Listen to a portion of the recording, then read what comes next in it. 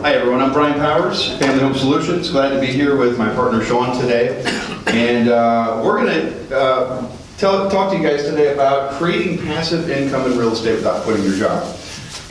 Let me just see a show of hands in the room to start off with. How many people in the room have rental real estate or have invested into real estate at any level, whether it be in a REIT or something? So probably about, I don't know, 30-40% of the room. Most people's perception of real estate investing is found in HGTV shows. So I don't know how many of you watch these shows, but I've seen a number of them. I mean, you got flip this, flip that, flip everywhere. It's just, it's getting chaotic. And we even know some people, we're in a mastermind, we know some people that are doing house flipping shows or have been asked to do them. And it's usually just a husband and wife team or a smaller team. And everyone is beautiful. I don't think Sean and I qualify for this, but you know, they've actually used up about every actor in Hollywood, so they've really dug deep. This is that's Daryl Hall. And I don't think even though he was a good-looking guy, I don't think they were going to make it. So there's really three commonalities in all of these reality TV shows that you're going to see.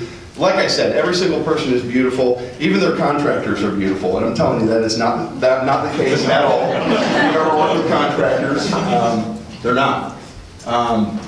The other thing is that all these people lose money on occasion. We've even come to find out that a lot of that is staged, but they do. They have to lose money, right? And then they all swing a hammer. I've never seen a reality TV show. I'm sure there's one out there. But every single person is bringing that sledgehammer and they're tearing out the sheetrock and getting the masks on. And so to me, if I don't know anything about real estate investing, it looks like you got a whole lot of hard work up there. You got to deal with contractors, and there's a pretty high chance that you'll lose money. This is what I'm basing my opinion of real estate investing on. So, but it is sexy. Somebody was talking about that earlier. It's kind of a sexy industry, so people want to get in it. They just don't know how to do it. Turnkey company. Basically creating the turnkey product isn't that difficult in theory, right? We find properties, we acquire them, we throw them into construction, we refinish them to make them look like new, and then we throw them into our property management company and they fill in the tenants. But if that is the case, then you know, why is it that so many investors fail? You know, it's a pretty simple process if you look at it. You buy the property, you fix it up, you give it to a property management company, you're trying to manage it yourself, and you know, you make money, right? Well, here's what happens. On the acquisition side, most people fail at determining values. So, and even if you're using a realtor or running comps, sometimes it's hard to determine based on the amount of repairs that you're going to do, okay? So that's the second thing. On the construction side, it's so common that people underestimate the repairs of the home. Even contractors do it that try and flip homes. They underestimate the repairs, and when they're done, turns out that they've spent a whole lot more money on the house than they initially intended to. And the last and my favorite is dealing with tenants. So there's usually a disconnect between somebody's ability to manage a tenant. And so what we're going to do is we're going to jump into these a little bit harder. Sean handles most of the sales, marketing, and acquisitions for our company, so I'm going to let Sean talk about acquisitions. So the acquisitions is where it all starts. We all know that we don't make our money when we sell the property, we make it how we buy it, how we acquire it, how we get it, the conditions we get it in. And for us, it starts with private money. We use private money to actually buy the end product, which is the houses. The values, this is something that we are dove deep into and deal with it every day. So as I'm going through and assessing it, the houses, we know the level of construction that we're going to put into it. We know the estimates of what it's going to cost, and we know what it's going to appraise at. So we make sure that we get these. And what we're doing is we're buying these houses from distressed individuals, distressed situations, distressed houses. It may not be, the house may be great, but it may be they're in a tough situation where they need help out of.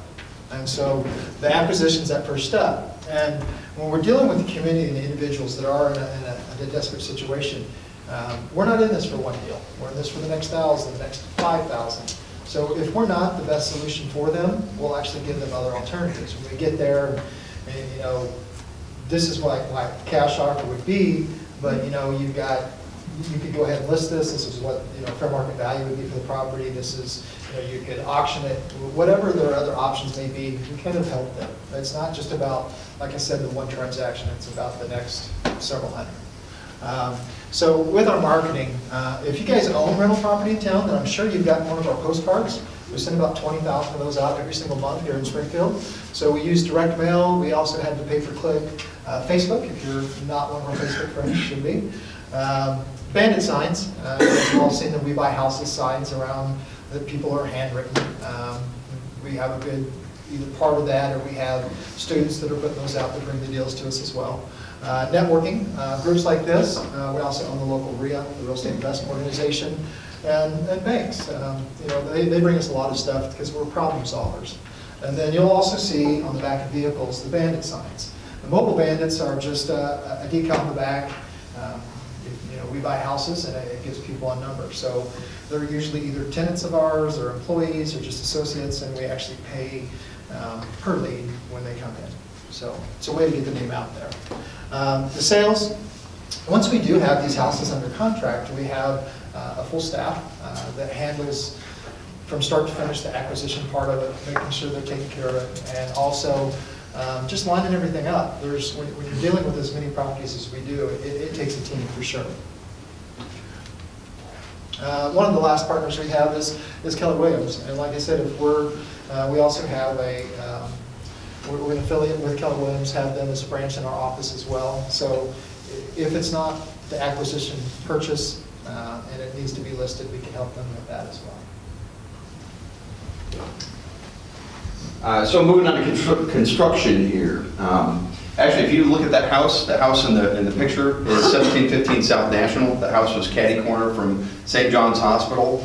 It is one of the biggest rehabs we've done, so we have a lot of pictures of it. So we will kind of go into that. But let me tell you about how this process really starts. I mean, when Sean puts a property under contract, and we've actually closed on it and we own it, we've got the money sitting there to do the rehab and we're ready to roll. Very first thing we do is we send a general contractor out. We've worked with up to about 9 different construction crews at any given time, and I bet we've worked with over 30 different subcontractors in town to make the process work for us. We did about 250 rehabs between 2015 when we merged and today. So we've done a lot of these. We had to kind of turn it into a machine and make sure that there's a certain set of rules when a contractor goes out. More importantly, that we have a stamp, a template of exactly how business is done when they go out. You'll notice if you went to our website right now, it's pretty cookie cutter.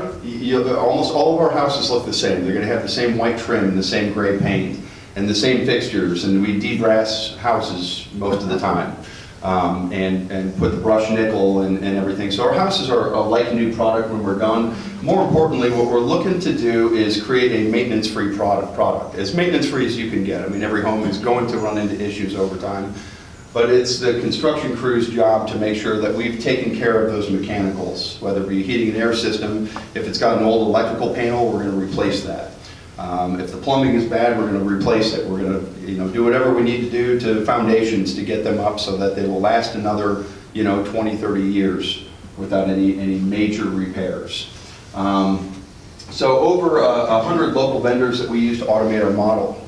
Getting beyond the contractor, we're using a number of different banks. I mean, there's a couple people in the room that we're banking with. Charles is one of them. I think we work with 10 or 11 different banks right now. We have relationships with a few different insurance carriers. I mean, just the list goes on and on. Accounting, legal, probably over 100 local vendors that we use to automate this process. And basically, this house here on the 1715 South National, that's just one picture, but that's what the kitchen looked like when we bought it. So you can imagine that this was a house with good bones. It was an all brick house with a nice foundation. We had to go into this home and update it. It had no insulation. We gutted it down to studs. We replumbed, rewired, re-HVAC. Every single thing was new when the home was done. And that's what the kitchen looked like when it was completed. So this is one of the houses that we took a lot of pride in. We made sure we did everything the right way. And this ended up getting sold on the MLS. So a buyer just bought it and moved into it this month, as a matter of fact. And so your question might be, well, what do you guys do with rental houses, right? So this is a property that we bought on the north side of town on Chase, on West Chase. And the left picture, obviously, is what it looked like when Sean bought this property. And the right picture is, of course, what it looked like when we're done. We go through these homes, and so we can see, I mean, the house on the left, most people wouldn't buy that. But we can go through and we can determine, man, this thing's got incredibly good bones. You know, it's just a diamond in the rough. And we love bringing the quality out of the home that we see when we pull up to that house. I know there's a story that when Sean bought that house, him and Chad, our partner, were driving around and they happened to pull up to it, and Sean said, "I just bought that house," and Chad went, "Oh." But sure enough, that's the end product, and we've got happy owners in there. So I'm going to let Sean talk about property management. So this is the part nobody wants any part of. The tenants, all right? This is the headache, the late phone calls, the I need this, I need that, I'm hurt, this is not working. I've got 10 cousins that just moved in, I've got a pit bull in the backyard, right? All those things that we're afraid of in this business. And well, most of the thing is, as an individual, we don't want to deal with tenants. You know, we've heard all the horror stories, we've heard all the things, and you shouldn't be. Whenever you do buy an investment property, you should have that fee built in that to pay a property management. Now, if you're starting off and you only had a couple properties, you may not need that, but you should go ahead and have that figured in. If it doesn't cash flow enough to do that from the beginning, you shouldn't be doing it to begin with. Because at some point, you're not going to want to manage those yourself. With our process, property management is part of it, and when we're figuring it, we actually figure in, you know, a certain amount of maintenance, a certain amount of vacancy, and also the property management fee as well. We go through an extensive background check on every tenant. So we have our own property management company, which is its own company, which is an affiliate of ours, that goes through, does credit checks, of course, but background checks, criminal, and not just local, but they're coming in from another state, we'll do a national check on them as well. So that we're trying to not only protect your asset, but the neighbors, the community as well. So, you know, we're not a slumlord by any means. We don't want to be, and we're not going to apologize for that. So we do turn people away, but that's to protect the investment and also protect the community. And the nice thing about the property management is, you know, your relationship with them, we set that to whatever your comfort level is. So if you said, hey, you know, if something comes up, a water heater, you know, it's $750. Well, if we can repair it, then we repair it. But if it's a situation where we had to replace it, and you guys said, I know you guys will take care of it, whatever, then we do that. We're not set up property management company to make money off of the repairs. Whatever the cost, you know, we're trying to keep them as low as possible because we're owners as well. We're not selling off. We're not just selling you something. We're selling you inventory that we actually already own.